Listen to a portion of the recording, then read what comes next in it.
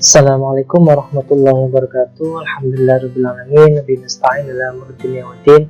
Salatu wassalamu ala asyrafil anbiya'i wal mursalin sayyidina Maulana Muhammadin wa ala alihi washabihi ajma'in. Amma ba'd. Bismillahirrahmanirrahim. Rabbi shrah li sadri wa yassir li amri wahlul 'uqdatam min lisani yafqahu qawli birahmatihi ya arhamar rahimin. Alhamdulillahirrahmanirrahim. Puji syukur dari Allah Subhanahu wa taala. Di pertemuan daring kita yang pertama ini, kita masih diberi kesempatan dan kesehatan untuk bisa berkumpul bersama-sama di pertemuan pertama ini. Sebelumnya, perkenalkan, nama saya Muhammad Rusada MM. Saya pengampu mata kuliah Sistem Informasi Manajemen, Sistem Informasi Manajemen di semester 5 ini ya, di kelas kalian. Mungkin ada yang sudah kenal saya, juga ada yang belum ya, ada yang belum kenal saya juga, dan mungkin baru pertama kali mengambil materi saya.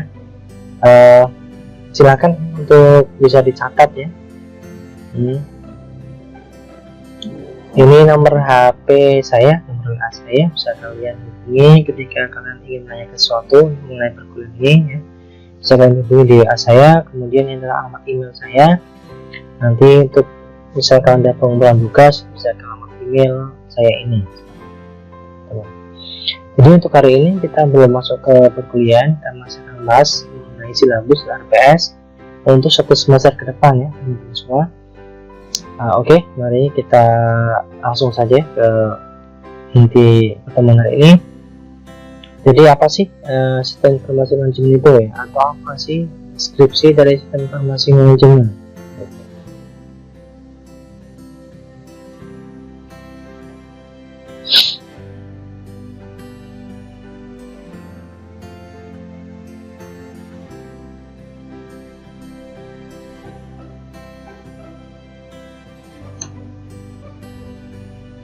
Jadi di mata kuliah ini ya, sistem informasi ini adalah kita akan membahas bersama-sama atau akan belajar sama-sama ya mengenai berbagai aspek manajerial terkait dengan penggunaan dan pemanfaatan teknologi informasi dan komunikasi dalam pengambilan keputusan bisnis di tiap tingkatan manajemennya seperti itu.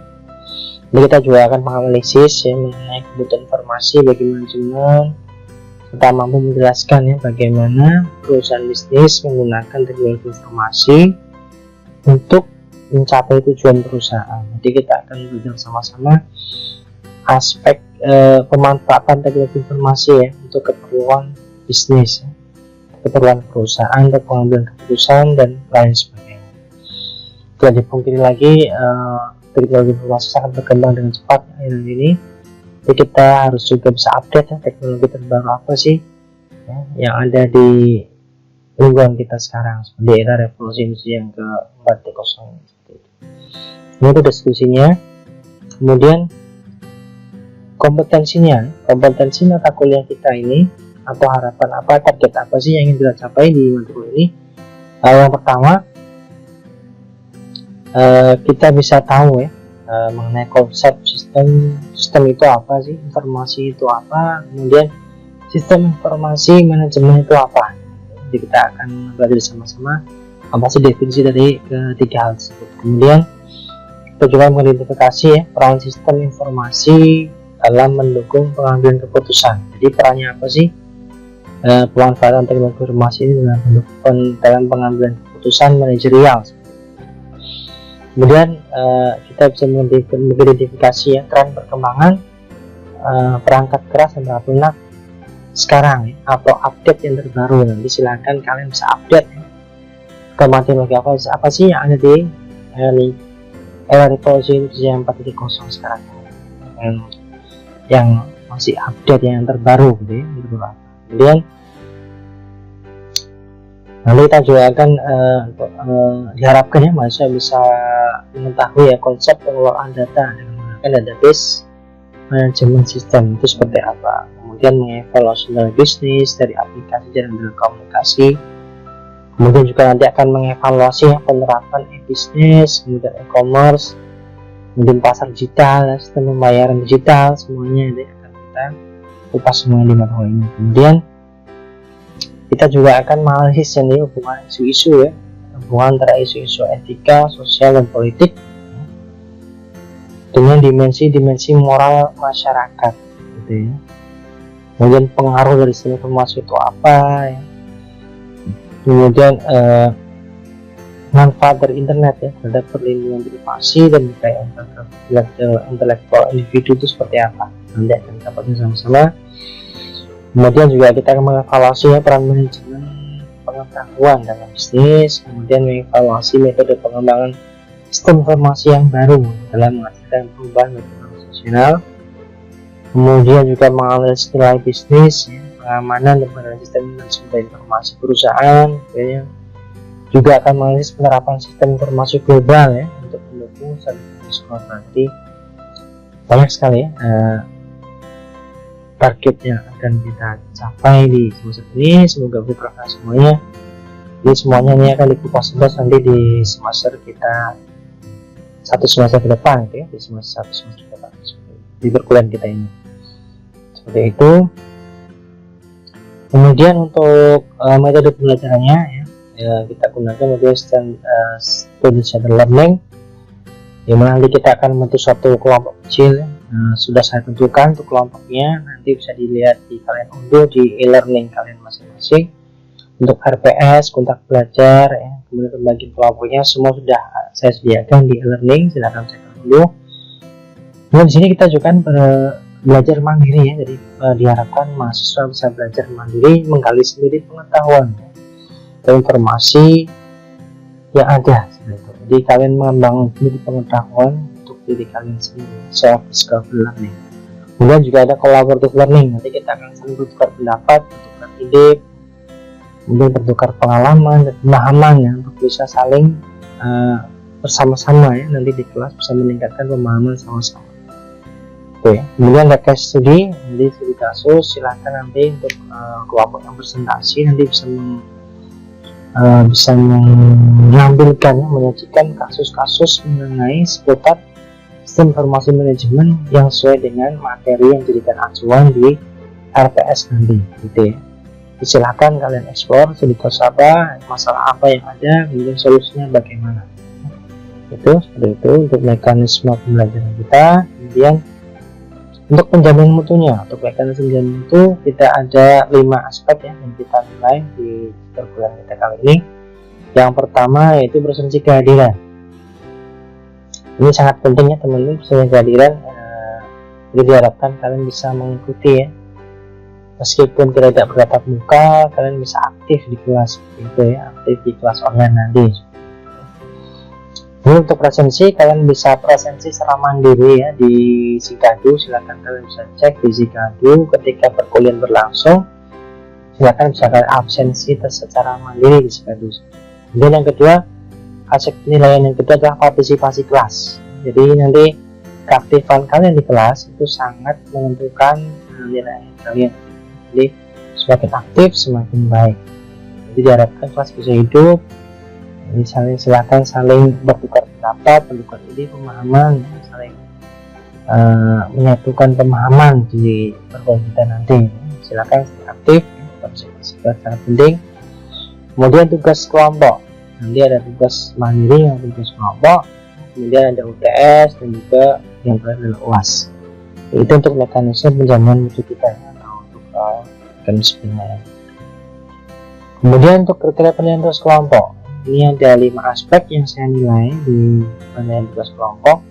Yang pertama ada originalitas, jadi silakan kalian cantumkan referensi kalian dapat dari mana ya, kira-kira yang digunakan nanti di tugas kalian dengan menggunakan format apa style ya. Jadi kalian cantumkan dari mana kalian dapat semua itu ya, itu bobotnya 15%. Kemudian ketepatan analisis materi ya, itu pembahasan materinya sesuai dengan yang dijadikan acuan di RPS seperti itu. Kemudian dengan disajikan dengan analisis yang baik itu 20%. Kemudian komprehensif, pembahasan materinya secara menyeluruh ya, kompleks, lengkap seperti itu. Jadi yang materi yang dijadikan acuan di RPS bisa kalian bahas kupas tuntas ya, semuanya dengan lengkap. Itu poinnya 35%. Kemudian kritis, silakan bisa kalian tambahkan ya, contoh kasusnya dan solusinya seperti apa di materi yang dijadikan acuan di presentasi kalian nanti seperti itu. Itu 20%. Kemudian keahlian teknis itu 10%, total 100%. Itu untuk kriteria penilaian tugas kelompok ya. Dan yang selanjutnya kriteria penilaian presentasi kelompok ya. Itu yang pertama dari aspek juga yang saya nilai. Yang pertama penguasaan materi. Jadi silahkan semakin kalian menguasai materi yang kalian bawakan, yang presentasikan semakin baik ya.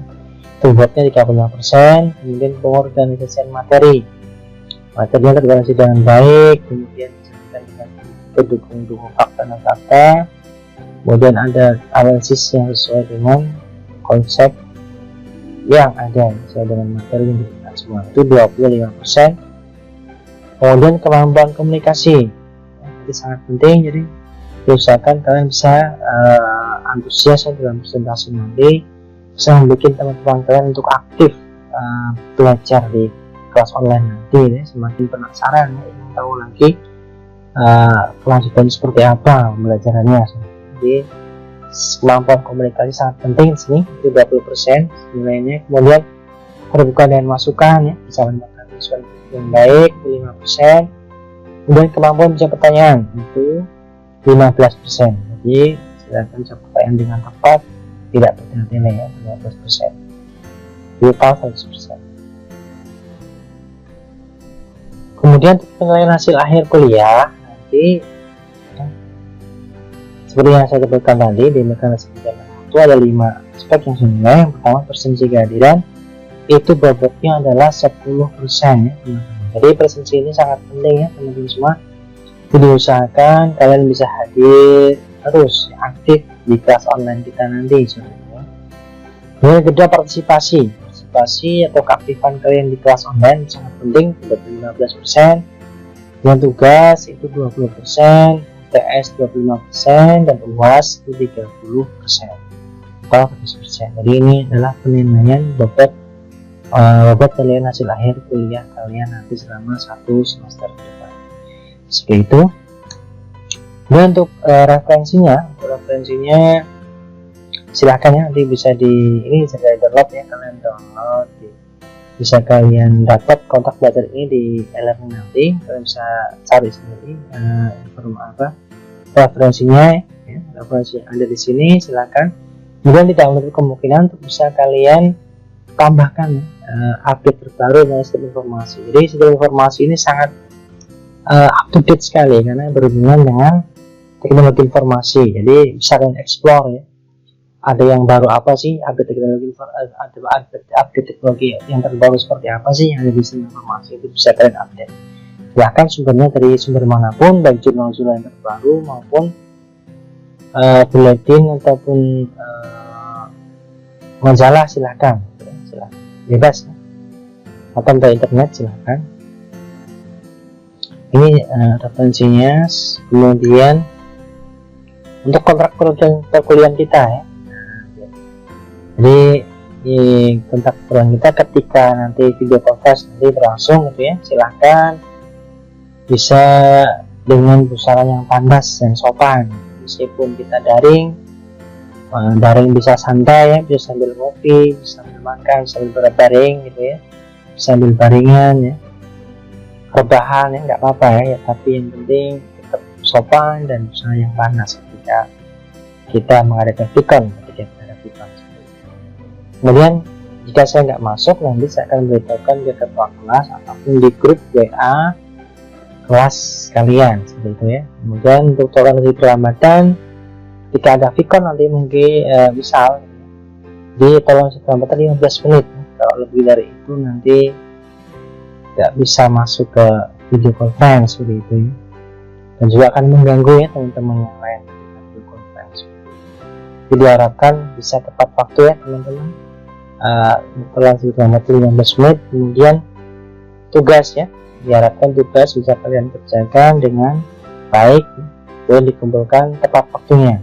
Jangan terlambat, karena kalau terlambat ini imbasnya kan tidak akan saya nilai ya, karena saya nilai imbasnya seperti itu. Jadi diharapkan bisa tepat waktu ya teman-teman dalam tugas. Kemudian yang terakhir, mahasiswa yang bisa mengikuti UAS, nah ini adalah mahasiswa mahasiswa yang minimal kehadirannya itu 75%.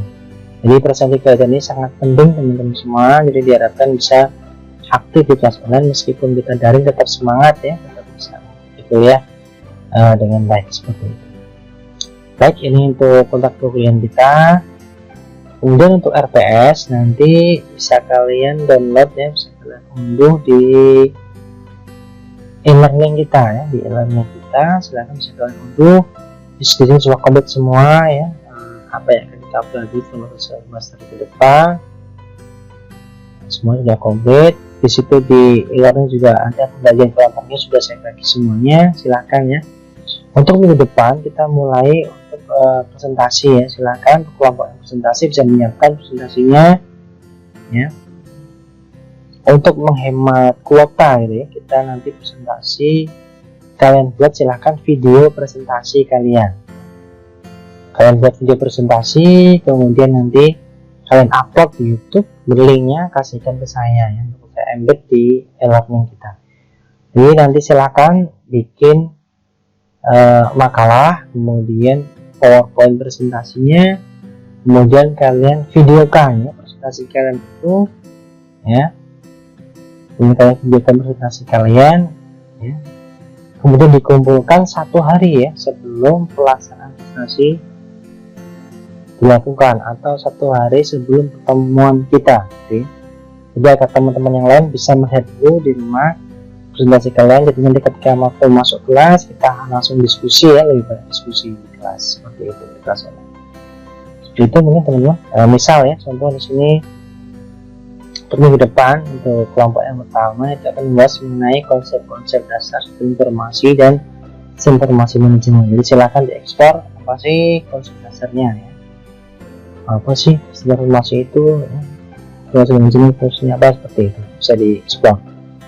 Itu contohnya. Jadi semua sudah ada jelas di RPS, ini bisa kalian pelajari, silakan kalian bikin ya presentasinya, kemudian kita diskusi, lebih banyak diskusi di kelas ya. Mungkin cukup ya dari saya seperti itu untuk pertemuan kita yang pertama ini. Bagi yang kurang jelas nanti bisa ditanyakan di WA grup kelas kita gitu ya.